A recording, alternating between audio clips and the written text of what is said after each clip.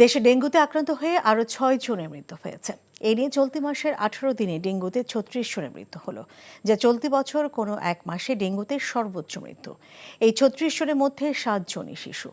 স্বাস্থ্য অধিদপ্তরের সংবাদ বিজ্ঞপ্তিতে এ তথ্য জানানো হয়। এতে বলা হয়েছে, সর্বশেষ 24 ঘন্টায় ডেঙ্গু নিয়ে 865 জন হাসপাতালে ভর্তি হয়েছেন।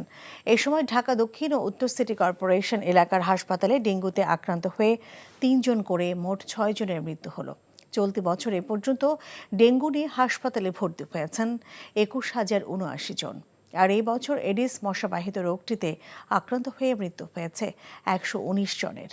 এর মধ্যে সবচেয়ে বেশি 67 ডেঙ্গু রোগীর মৃত্যু হয়েছে ঢাকা দক্ষিণ সিটি কর্পোরেশনের বিভিন্ন হাসপাতালে।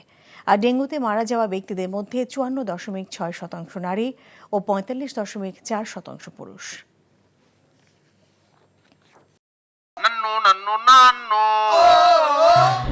আরে সপ্তাহ একটা ব্র্যান্ডের গুলা আমার বংশ ব্র্যান্ডের কি আপা বিষয় কত বিক্রি গরিবের এলাকা আপনি এমন পাড়া দিব না গুরু গুরু ভিতরতে সব বাইরে যাবে। আরে ওইটা থামো না তোরে যদি ইসলামিক সাই সবাই ডিভোর্স না দিছি।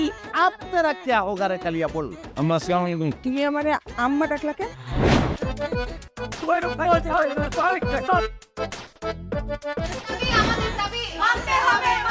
মামু তুমি জজ্জাল মাইয়া রে কোনদিন স্বামীর মুখ দেখাও না আমার আমি আপনারে আমি দেখে নিব। হাতে লাগে বেতারে হাত ছাইরা দাও সোনার চাচারে। এনজিওর কিস্তি প্রথমবার বিকাশ পেমেন্ট করলেই 20 টাকা ইনস্ট্যান্ট ক্যাশব্যাক।